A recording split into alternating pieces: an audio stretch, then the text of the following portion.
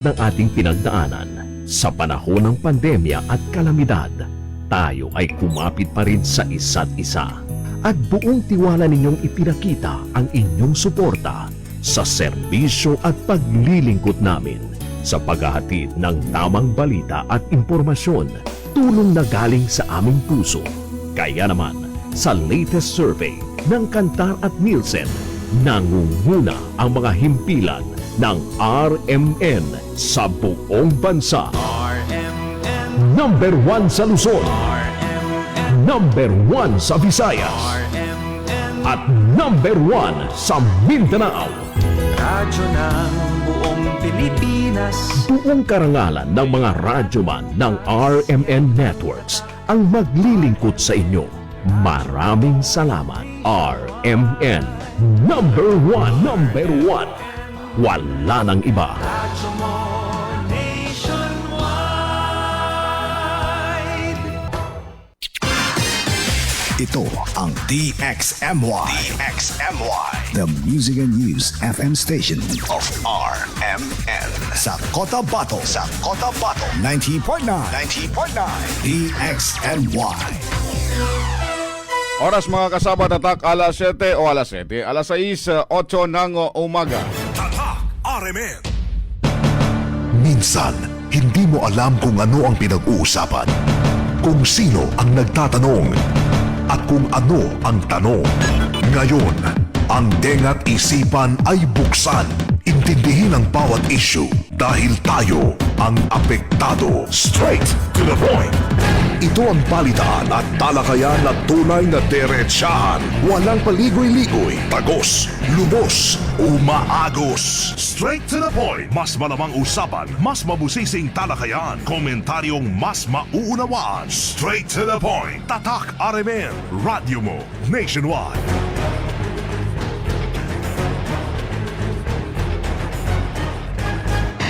Straight to the point. Isa po ang mapayapang umaga mga kasama. Bismillahirrahmanirrahim. Assalamualaikum warahmatullahi wabarakatuh. Magandang umaga po mga kasama. Ngayon po ay Sabado, 8 sa buwan ng Agosto sa taong 2026. Sa ngalan ng ating station manager, Radyoman Sir Erwin Kabilbigan. Sa ngalan din ng ating partner, Radyoman Sir Michael Suwan. Mga kasama natin sa kabilang sa ating technical, si Radyoman Danilo, Danny Malaran, at sa digital naman si Radyoman Ricardo, Kuya Eric Madamba Jr. As usual, ang inyo pong lingkod, Radyoman M. Sabang, sa ating straight to the point.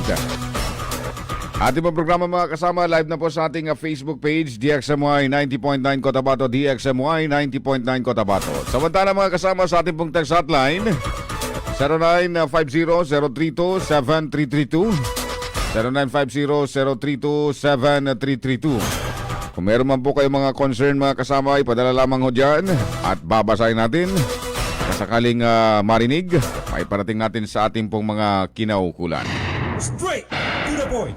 Sa muli po mga kasama, isa po ang mapayapang araw ng Sabado.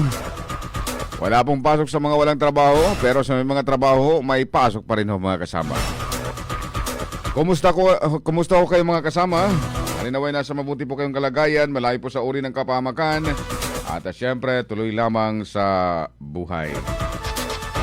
Bago pa man magkalimutan, ipinapaalala ho sa lahat ng to all Sigla Homeowners Association Phase 1 officers and members, we will have a meeting on Sunday, August 9, 2026 at St. Joseph Chapel, Purok 2, Rosares 9 at 2 p.m. in the afternoon.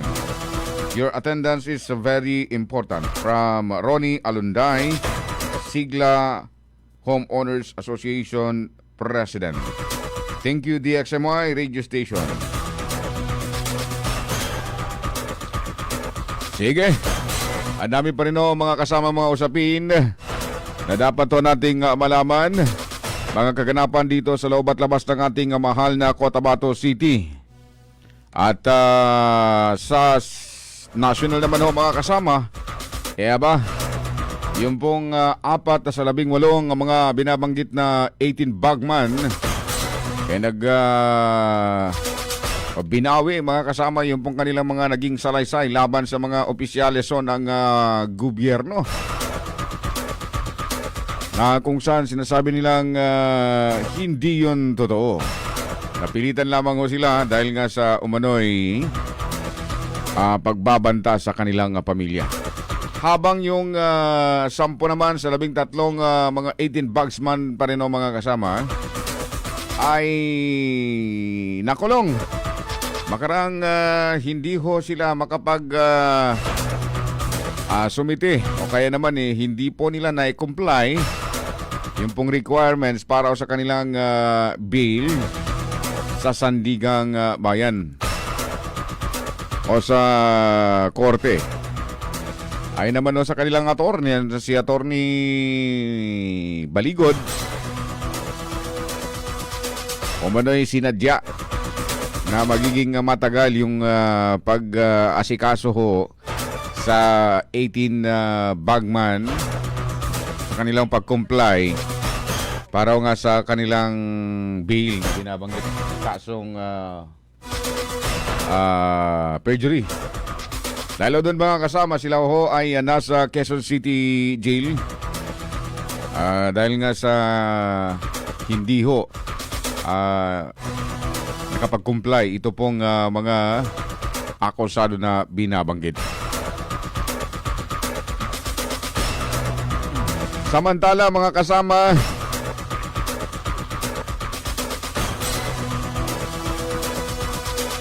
ang mag-ina naman ho na senador at congressman kahapon ng mga kasama kinumpirma ng Bureau of Immigration o BI na hindi sabay lumabas ng bansa ang mag-inang sina Senator Loren Legarda at anak nitong si Batangas Representative Leandro Leviste.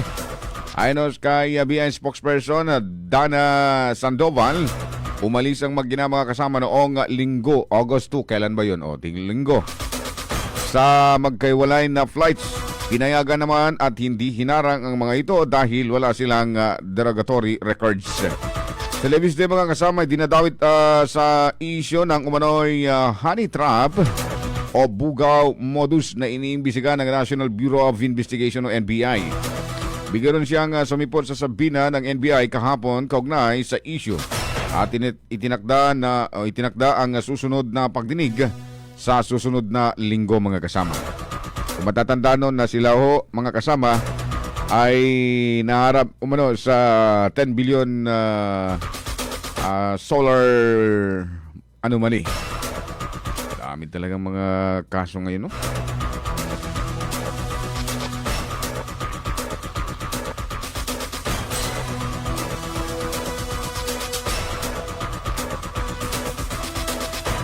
Samantala naman mga kasama, sa naging payag ni Senator Loren Legarda, kinumpirma ho niya na siya ho ay naghain ng medical leave. Kaya ho siya lumabas ng bansa. Nakikita rin ho sa kanyang official FB page mga kasama yung pong statement of Senator Loren Legarda. Kahapon din ho mga kasama ang ombudsman na si Ombudsman Boying. Humarap po sa mga media na kung saan naniniwala siya na hindi tatakas ang mag-ina. Dahil alam naman niya na hindi ganun yung ugali ng mag-ina. Meron pa nga siyang isiningit na kung sakasakaling hindi sila uuwi, babalik ng Pilipinas, baka gusto nilang pagbalik ko dito may posas na. Straight to the point. Sige. Sa usaping lokal tayo mga kasama, sa Cotabato City ngayon pong araw mga kasama, arangkada ang sabayang kick-off campaign ng Bangsamoro Federalist Party na kumakandidato ho para sa BARM Parliamentary Election mga kasama bilang political party number 4 sa balota. Ang kanila hong kick-off campaign mga kasama sa bayan hong isasagawa sa buong rehiyon. Pinabanggit nga dito mga kasama na uugong ang isang mensahe kung saan ipaparating ang pagkakaisa, pagtutulungan para sa Bangsamoro. Sabay-sabay rin ang gagawin ito ng BFP. Ito pong kanilang campaign kick-off events sa mga lugar na nabanggit. Sa Basilan o mga kasama, Basilan, Lamitan City Gymnasium po isasagawa yung pong kanila pong kick-off campaign na kung saan mag-uumpisa ho ngayong mamaya alas 8 ng umaga. Dito naman po sa Cotabato City, dyan ho sa may CSU Gymnasium, mamayang hapon naman ho mga kasama. Habang sa Lanao del Sur, sa Marawi Convention Center naman ho mga kasama, alas 8 ng umaga mamaya. And then sa Maguindanao del Norte naman, sa Municipal Gymnasium sa Parang, 7:30 ho mga kasama. Sa Maguindanao del Sur ay doon naman po isasagawa sa may Dato Angal Timbang Gymnasium, alas 8 ho ng umaga. Dito naman ho sa may Special Geographic area mga kasama, isasagawa ang kick-off campaign sa may Dato Binasing Pahamudin, alas 8:30 ng umaga mga kasama. Samantala,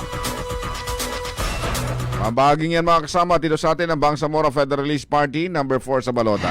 Straight to the point. Samantala mga kasama, ang United Bangsamoro Justice Party naman o mga kasama nakatakda rin nung magsasagawa ng Grand Proclamation Rally sa araw naman ng bukas Sunday na isasagawa sa may gymnasium sa bayan no ng Pikit, Cotabato. Minsan kahapon nga mga kasama, ang kanila pong isa sa mga nominee party na si Attorney Lanang Ali Jr. ay inataasan no ng United Bangsamoro Justice Party na makipag-courtesy sa kinaukulan, particular kay Mayor Akasi, parang Sultan Kasi mga kasama, parang maipaalam sa kanila na isasagawa yung pong rally ng UBJP sa kanila hong bayan. At malugod naman itong tinanggap ng nasabing alkalde. Kaya tinaniyano ng UBJP yung pong kanilang mga taga-suporta na sumama rin. At saksiyan yung pong Grand Proclamation ng UBJP sa may Municipal Gymnasium ng Pikit sa lalawigan ng Cotabato. Straight to the point.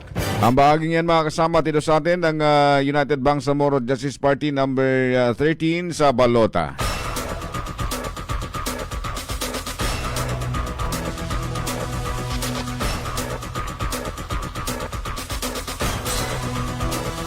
Tuloy tayo mga kasama sa ating pong usapin ngayon pong hapon. Ngayong hapon, umaga. Bakit ba lagi na lang tayo nagkakamali? Kagabi nga pala mga kasama, dyan sa may Mother Barangay Tamuntaka, nananawagan ho ang BLGU ng Tamuntaka na kung maaari tulungan ho sila na maisumbong o kaya naman mapasuko yung pong driver na binabanggit na nag-hit and run. Oo. Base ho sa kanilang impormasyon, nasagi ho ang isang sasakyan o nasagi ho ng sasakyan na ito. Ang isang sasakyan pa, hindi lang mabangit-bangit kung ito ba ay parada o ano ba. Pero nasagi ho mga kasama kung kaya't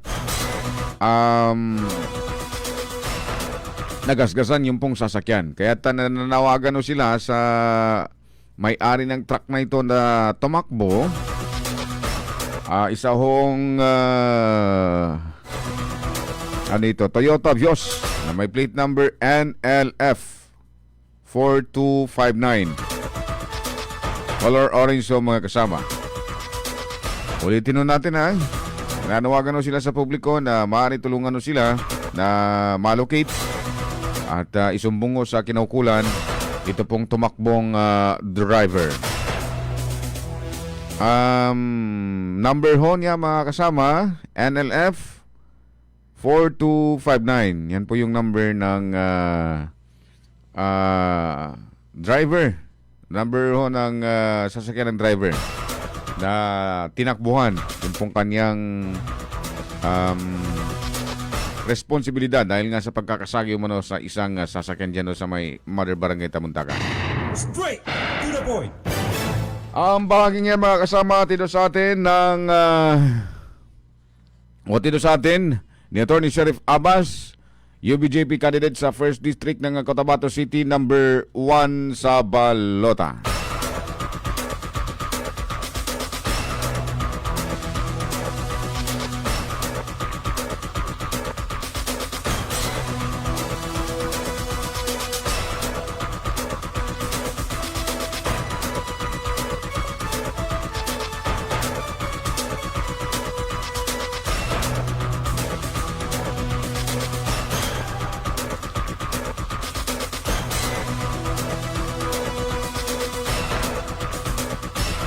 Sige, tuloy pa rin tayo mga kasama. Mapapansin ninyo dito po sa Cotabato City mga kasama, meron na po mga bagong bagong mga barrier. Yung color yellow na nakita ho natin dati, steel barrier, ngayon mga sementado na ho mga kasama. At posibleng kung yan man ay mababangga ng mga driver ng mga pasaway, talagang masisira ho yung kanilang sasakyan dahil ang kakapal. Kung sakasakali mang pagbibigyan tayo ng City TMC, kuha tayo ng update mula sa kanilang mga kasama. Kaugnay nga dito sa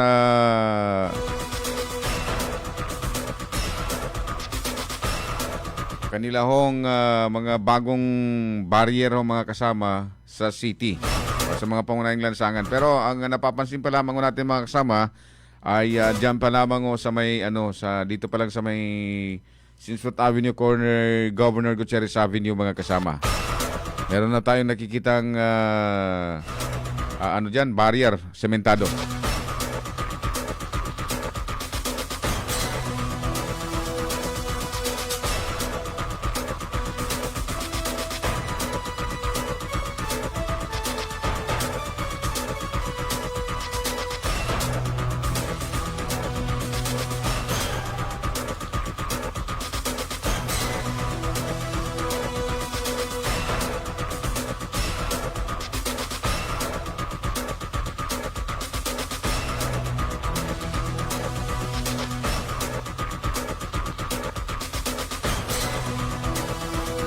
Makiki-update tayo mga kasama. Nasa linya ng ating komunikasyon si Ginoong Muinul, hepe ng Cotabato Transport and the Traffic Management Center. Magandang umaga po, Sir Muinul sa DXMY. Si Eb Sabang po, good morning. Magandang umaga rin po sa Rabang at saka sa ating tagapakinig sa DXMY, sa ating mahal na Mayor Muhammad Ali Bruce Matabalaw, and sa ating Vice Mayor Sultan Juhair Madag. Magandang umaga. Opo. Siguro unahin mo na lang natin yung isinagawang clearing operation po. Ano ba ito? Nagpapatuloy pa rin ba itong operation ng City TMC? Yes, Sir Abang. Tuloy-tuloy po ito. Inaaraw-araw po natin ang clearing operation po natin para po makita po ng mga illegal vendors natin, mga obstructions po natin ay talagang nililinis po natin ang mga area po ng Cotabato City. Ano na bang unang naikot ng City TMC? Actually, kahapon dito kami nag-focus sa dito banda sa likod po ng KCC and then dito po sa Sinsfort Avenue sa harap. So marami kasi mga obstruction dyan. May nilalagay pa ng mga bagay na bawal maparkingan. So which is ito ay para po sa public, hindi po ito para sa pangsarili lang. Ito yung mga road right of way. And then meron din tayong nilagay na mga no parkings. Samantala, may nagpa-parking pa rin. Kaya yan po yung lagi nating rinurubingan para po may saayos po yung mga area na yan sa Reds. I see. Oo. So ibig sabihin yung mga nagtitinda, inuukupan na yung hindi po nila dapat sa kanila dahil pang-public ito. Yes, minsan nilalagay nila ng tali para walang ibang makaparking, di mga customers nila o di kaya sila. So, bawal yun.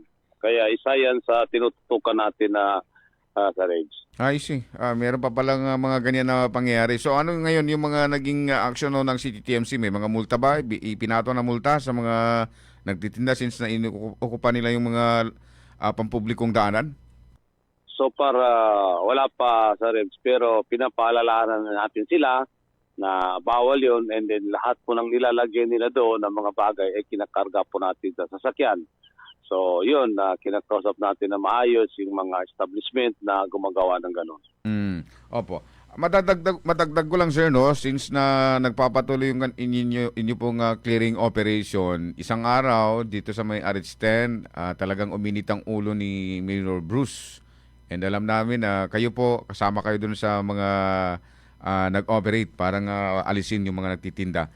Ano ba yung mga rason ng mga nagtitinda? Since na meron naman ding, pakikwento nga sa amin, sir, ano ba yung rason nila? Bakit nagmamatigasan pa rin sila na meron naman ding binigay na agreement na pwede sila makapagtinda? Yun ang nga, sadyang matigas talaga mga ulo nito. Pero so far, naniwala naman sila sa ngayon. Ang rason nila ay dito lang sila kumikita ng medyo kumikalakihan dito sa area na yan. Kaya hindi rin sila basta-basta makalis dahil ang habol nila ay benta nga sila ng malaki. So, sabi ng ating mahal na mayor, wala tayong magawa, ang bawal ay bawal. Kasi nasa harap mo mismo ng CRNC. So, alam naman natin, laging may emergency dyan, lalo-lalo yung mga ambulances. So, ang ginagawa nating clearing operation dyan ay para rin sa kanilang kapakanan. Kasi baka naman sila mismo yung mabangga ng mga emergency vehicle dyan na mapasok ng CRNC. Pero alam mo naman ng mahal natin mayor, napakalambot ng puso, so pinagbigyan pa rin sila na magtinda dyan. Pero may window hour, 6 to 6. Mag-start sila ng alas 6 ng hapon and then magtatapos sila hanggang alas 6 ng umaga. Yung po yung binigay po ng ating mahal na mayor na agreement po sa kanila. So yan ay monitor natin kung sila ba ay susunod o hindi. Baka kasi sa susunod naman na mga araw, babalik naman sila since na medyo lumamig na rin yung ulo ni Mayor, pati na rin na hindi na rin galit si Chief Muinol, babalik naman sila, sir. Ano yung mga sanction dito? Yes, inspected natin Center Edge, pero yun ang sabi ng mahal na Mayor, kung sino ang lalabag at hindi talaga susunod sa napag-usapan, ay talagang huli natin yun, hindi na makapagtinda ulit. And then, the same time, naglagay na po tayo ng traffic dyan, and then sa public safety, sa auxiliary police, para po i-monitor sila, maglalagay pa lang ay pagbabawalan na. So, naglagay na po tayo ng mga personals dyan sa area, sa Ridge. I see, ayun, oo. Dito sa pagpabalik-balik na ginagawa nila, hindi lamang dito sa Rosary Edge 10, dito sa may gilid na may CRMC, pati rin dito sa downtown, pansin natin yan, Sir Chief, and yung nabanggit nga ninyo na nilalagyan pa ng reservation yung mga pampublikong daan. Ano ba yung dahilan ng mga nagtitinda, especially dito sa may downtown area, na bakit laging ganun may reservation samantalang public and then pinaparkingan ito ng mga sasakyan? Ano ba talaga yung nila, Sir Chief? Intention ba o kaya naman mindset ba nila sa kanila na yung lugar since na meron silang mga pwesto doon? Yes, unang-una, nire-reserve nila yun sa mga kanilang mga customers. Pangalawa, yun ang mindset nila kung kaharap nila ay sa kanila na. Pero ipinaliwanag natin sa kanila ng maayos. Itong mga pathway na ito o itong mga harap niyo sa establishment niyo ay ito ay para sa public. Pag-aari pa rin ng gobyerno. Kaya nasabi ko, sa bawat establishment, bago yan magpapatayo ng kanilang mga establishmento, ay may nakalaan na sa kanila na parking space. Para hindi yung i-occupy mo yung pag-aari po ng gobyerno, which is pang public sa Red. Yun ay pinapaliwanag din sa atin na yan ay hindi sa kanila, para po sa public yan. Kasi hindi naman din pwede yung ang ako, ang imo, ako gyapon. Yes. Hindi pwedeng ganon. Yes. Opo. Balita rin po namin, Sir Chief, sa ibang usapin din po, ang City TMC, nag-iikot din sa mga barangay-barangay. May naabutan yata ako mga tawan po ninyo, Sir Chief, dito sa may Rosares 1, mga barangay roads na ito. Parang may clearing lang din po. Anong information dito? Yes, actually sa Reds, matagal na yan na dapat ginagawa natin yung Pero siyempre, dumadaan pa rin sa mga barangay officers natin yung nire-request pa rin nila sa atin o sa public safety, mga clearing operation na yan. Hindi naman kami basta-basta papasok sa mga area nila, sa mga interior po ng barangay kung wala pong request po yung mga barangay officers natin para po tulungan sila sa clearing operation, which is para naman sila naman talagang dapat na mag-clearing sa kanilang area. Pero kung kailangan nilang tulong natin, yun, nandoon po tayo anytime. So yan ang nangyayari sa ngayon sa REDS. May mga request po katulad po ni Kapitana Ma'am Morales na at saka dito sa RH4 na nag-request po ng clearing operation, katuwang kami, pati public safety. So yun, tinugon natin kaagad ang operation sa REDS. So ibig sabihin, based on request lang pala ito, yung pagpasok ninyo sa mga barangay o mga barangay roads. Yes. Opo. Lastly na lang siguro, Sir Chief, may mga bago kami kasing nakita, alam namin na nagsalita na dito si Mayor. Pero itong na ito, saan bang mga area, maliban dito sa may kanto ng ORC, yung bagong barrier dito na semento na? Yes, yan ay pinangungunahan ng ating mahal na mayor nung isang gabi sa paglalagay po ng mga concrete barriers natin. Yun na nga, napansin niya na itong steel barrels ay hindi po matibay. Maraming nasisira. Ito, pinalitan niya ng concrete barrels, which is maganda naman. So, dito, delikado ito sa mga lasinggero dyan. Disiplina sa pagmamaneho. Wala naman siguro mga lasinggero dito sa Cotabato City. Ang hilig lang ng mga tao dito, soft drinks, pati yung mga juice. Walang nag-iinom dito. Alam natin yan. So, yun. Yung mga nagmamaneho po nang wala sa disiplina, so baka masagi yan. Hindi ang katulad ng concrete barrels natin, ay steel barrels natin, na madali lang mayupi. Yan ay delikado yan. Mayupi man ang ulo ng sasakyan natin, yan ay ganyan pa rin. So, sayan sa REDS, sa ingatan ng mga drivers natin na mas kita yan dahil hindi katulad nga nung kasi ito siya, matibay ito siya, sir, no? Matibay itong barrier na ito.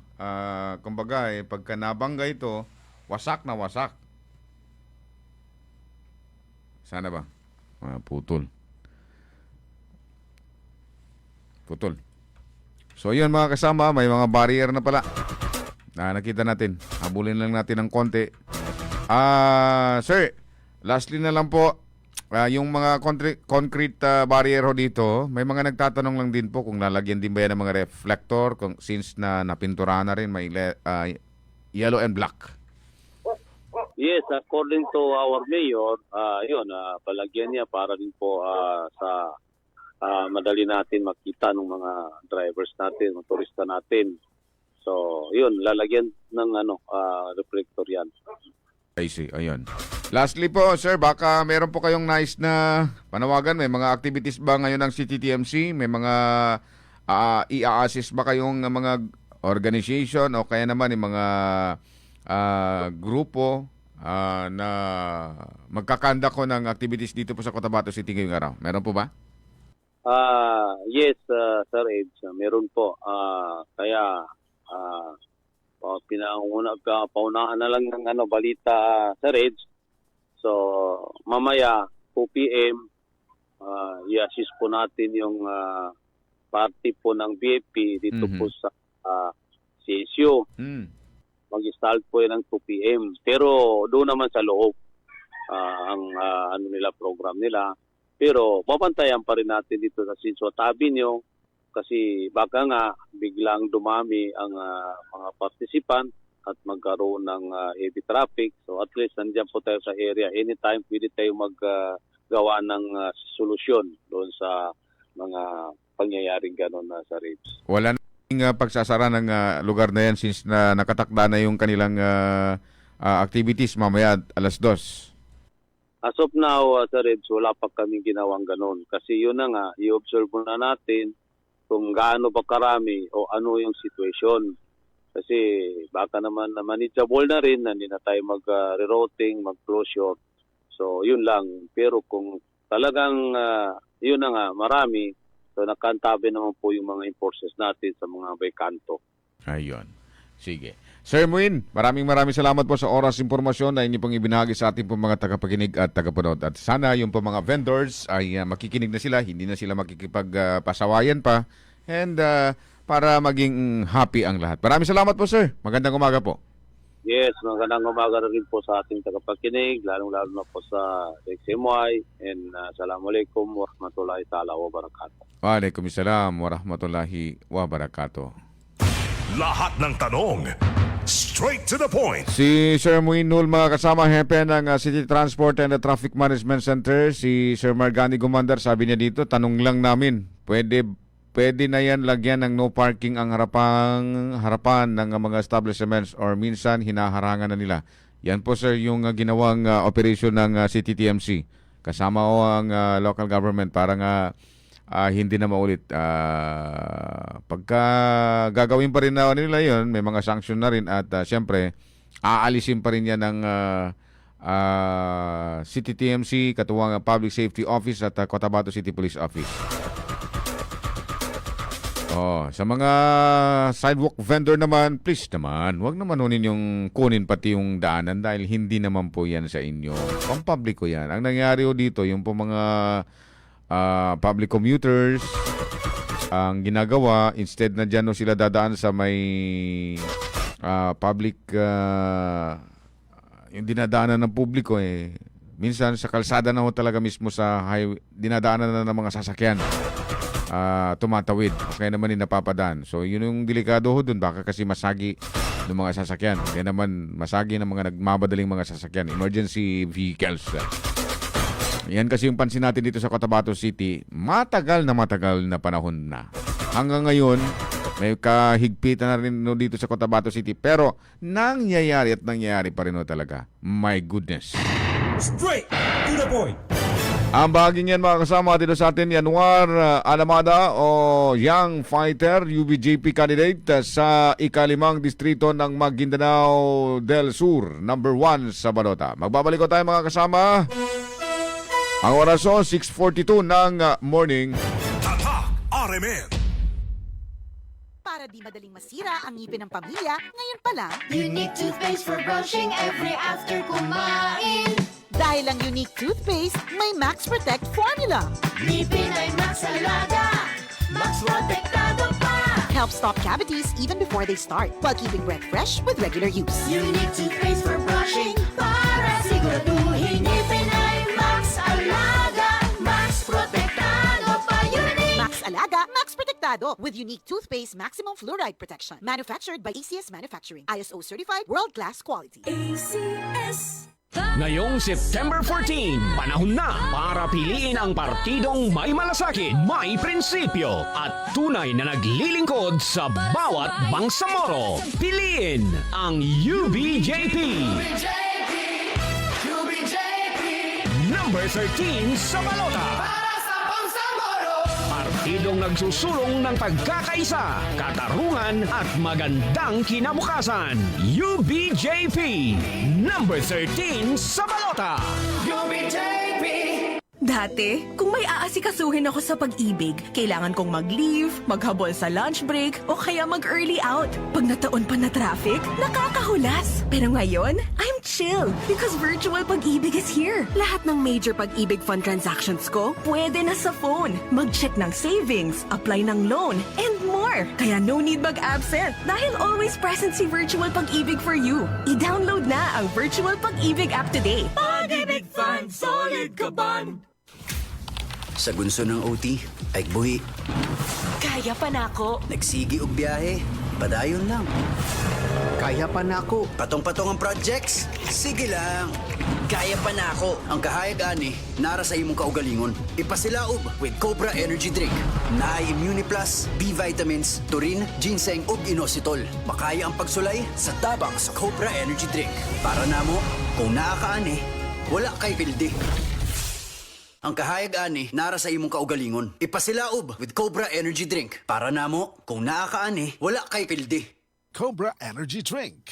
Ang liwanag na ito nasa loob mo. Para sa amin, pag meron ka nito, wala kang talo.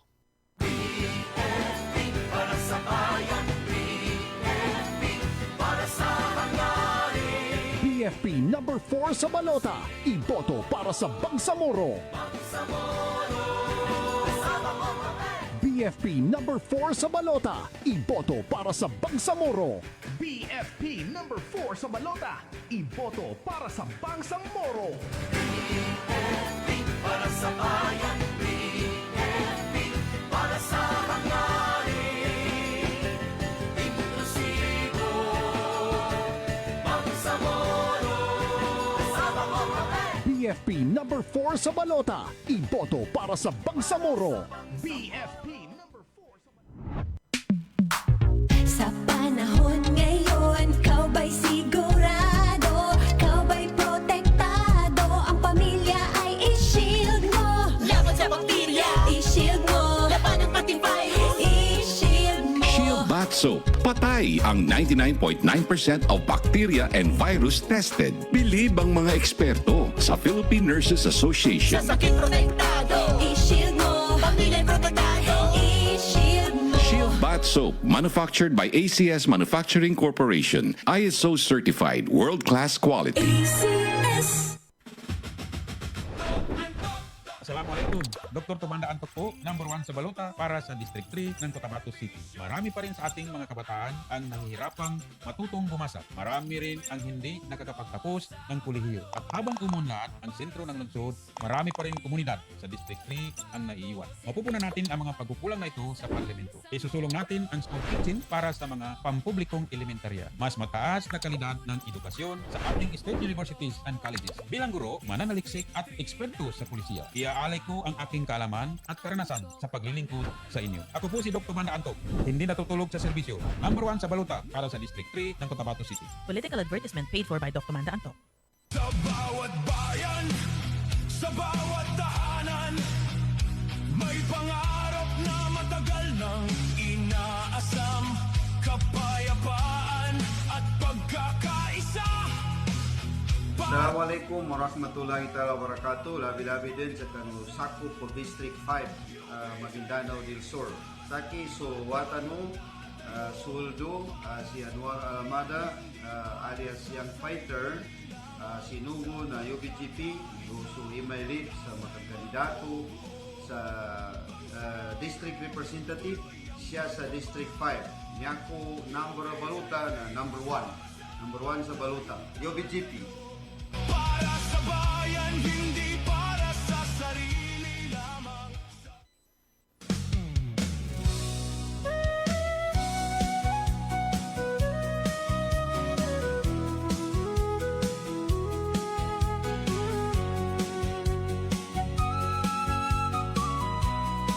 Bismillahirrahmanirrahim. Assalamualaikum warahmatullahi wabarakatuh. Saki suwatano atong kasuldo mana si Sultan Dato Teng Upong Gumbila ay kasapon duwaro na Sultan sa Kabuntalan Mandanao Darul Salam abog kandidato sa pagka-tradisyonal leader kanong partido no BFP. Sunyaba ang kinamong ko sa kandidato na tradisyonal leader na sabab kanong paninindag ko kanong maratabat no kita no ang mga tuko ng sultanet sa bansa po. Ataw kanong kapangilay, kanong kagkabagal no peace, unity, and solidarity. Mag-isa-isa kanong nyaba akaman, itanong ilabi so kapapagalyatan no nyaba a eleksyon. Wassalamualaikum warahmatullahi wabarakatuh.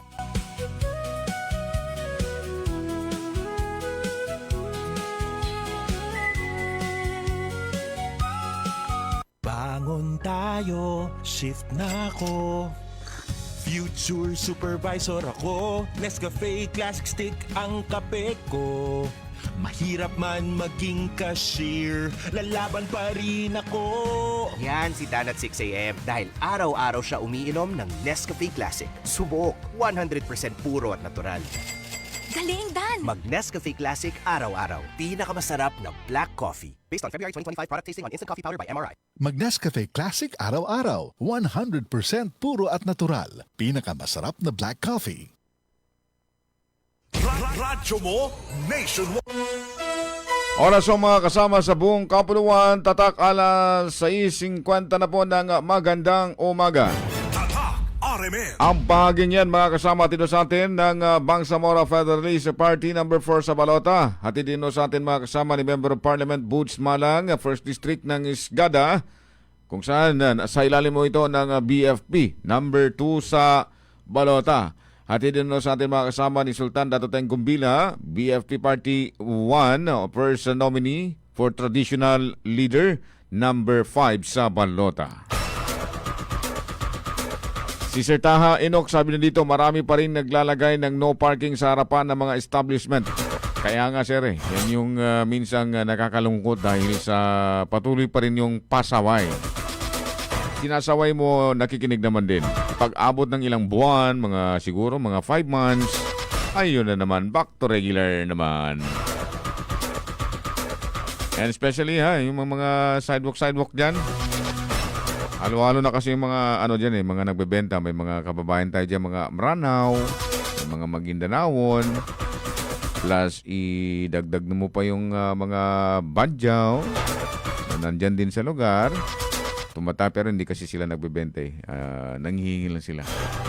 Pero most likely, ito yung mga nakikita natin dyan na mga nagbebenta, yung mga kababayan natin, mga Maranaw, pati mga Maguindanawon. May mga Christian din. Oo. So, halo-halo na ho. Pero mas majority yung dalawang nabanggit ko. Oh.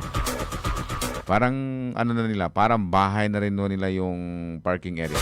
Yan na rin yung ginagawang playground. Kung sa barangay pa, sa mga barangay roads, since na marami na silang mga gamit sa loob ng bahay, marami na silang mga sasakyan, ang ginagamit na lang o ginagawa na lang nilang playground yung barangay roads. So, parang sa kanila na rin. Tingnan mo yung mga bagong mga kalsada natin sa mga may barangay. Di ba dati, hindi masyadong maganda o hindi sementado. May mga lupa-lupa pa ngayon. So, sementado na ngayon. So, maayos na. So, naging komportable rin yung may-ari ng bahay. Yung malapit sa harapan mismo ng mga sinementong kalsada. Dahil nakalibre na, meron pang magandang parkingan ng sasakyan. Ganun lang yun. Ay na lang. At yan yung sinasabing no good Filipino. Eating roots. Sige, bago pa rin makalimutan, to all Sigla Owners Association Phase 1 officers and members, we will have a meeting on Sunday, August 9, 2026 at the St. Joseph Chapel, Purok 2, Rosarets 9 at 2 p.m. Your attendance is very important. From Ronnie Alunday, Sigla Homeowners Association Press. Thank you, DXMY. Magandang umaga rin kay Sir Margani Gumander, kay Sally Abdul Karim, kay Ambo Abdullah, Farid Abdul Rahman Impal, good morning. Good morning, Sir Ebs and Sir Mike, watching from Upper Taviran, Kabundalan, MDN. Si Randy Santisas, good morning. Sige, good morning po. Si Suwari Sulaiman, good morning din. Sino pa ba? Si Samsudin Mamasaunda ng Ligawasan, SGA, good morning. Magandang umaga rin kay Norhaida ng KSA. Si Manisan Jezabel, si Mohaimin Arsadon ng Kumusta kayo lahat? Binabati ko lahat ng kaibigan ko dyan sa may City Mall. Si Merlokman, si Matua Manguda, Paulsia Sainila, ng Mama sa Pano, sa Pimbalkan, si Bay Umukol Sumid Timang Waya, at si Kagi Ate. Good morning. Mapia Mapita. Tanggap tayo ng reports mga kasama mula sa ating mga Radyoman reporters. Unahin natin ang linya ni Radyoman Maestro Rahi Bansao. Binabanggit dito mga kasama. Nag-public apology ang gumagawa ng umano'y dummy account na gumagamit ng litrato ni Althea Usman. Sa detalye ng balita, Radyoman Maestro Rahib Bansao. DXMY.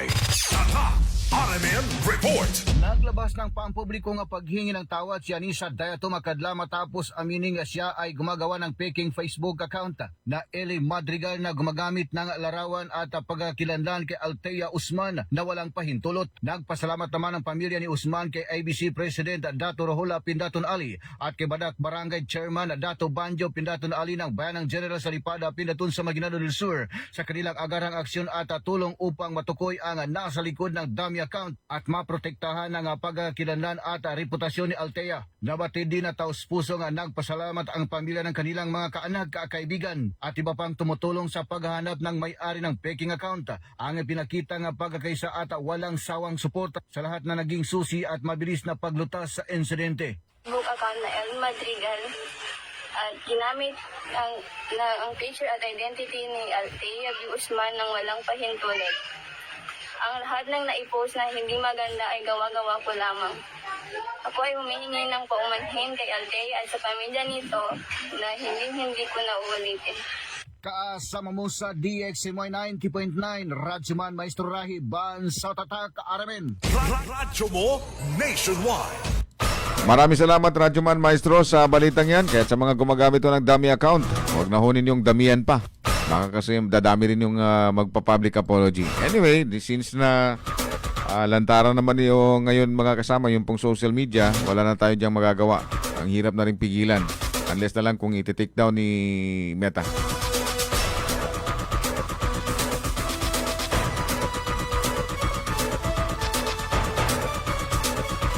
Dagdag pang reports mga kasama mula sa ating mga Radyoman reporters, power interruption, nakatakdang maipatupad ang NGCP sa susunod na linggo. Sa detalye ng balita, Radyoman Jul Di Mapalaw. DXMY. RMN Report.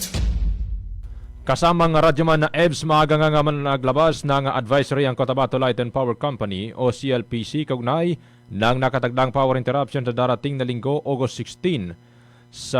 Dahil sa maintenance work ng National Grid Corporation of the Philippines o NGCP. Ayon sa abiso, magkakaroon ng isang oras na pagkawala ng supply ng kuryente mula alas 5 hanggang alas 6 ng umaga at mula alas 6 hanggang alas 7 ng gabi sa naturang araw. Isasagawa ng NGCP ang maintenance ng mga power interruption o ng power transformer at iba pang linya nito. Dahil dito ay pinayuhan ng Cotabato Light ang mga apektadong consumer na maghanda para sa pansamantalang pagkawala ng kuryente at nang makisa sa mga hakbang ng NGCP upang matiyak ang mas maayos at ligtas na serbisyo ng supply sa electricity. Actually, hindi pa po ngayong weekend sa susunod na Sunday, which is on August 16, nagpalabas po tayo nung araw ng advisory na meron pong magkakaroon po tayo ng power interruption. May napadala po sa atin si NGCP na power interruption schedule on August 16. Isang oras po sa umaga, simula alas 5 ng umaga hanggang alas 6 ng umaga. At isang oras naman po sa gabi, simula alas 6 ng gabi hanggang alas 7 ng gabi. Magkakaroon po sila ng mga maintenance at shots ng kanilang mga power transformer at iba pong linya sa NGCP line. Yan ang report kasama mo sa DXMY 90.9 RMN Cotabato, Radyoman Julie Mapalaw, Tatak Karamen. Radyo mo nationwide. Matalinong talakayan, diretsahan, straight to the point. Maraming salamat Radyoman Jul Di Mapalaw sa balitang yan. Happy 53rd anniversary nga pala sa brothers and sisters natin sa fraternity and sorority ng Alpha Kappa Rho. Ngayong araw nga ay isinaselebrate buong Pilipinas. Mula Luzon hanggang Hulo. Oo. Kaya happy 53rd anniversary sa ating mga kapatid. Isang minuto mga kasama at mag-alas 7 na po ng morning.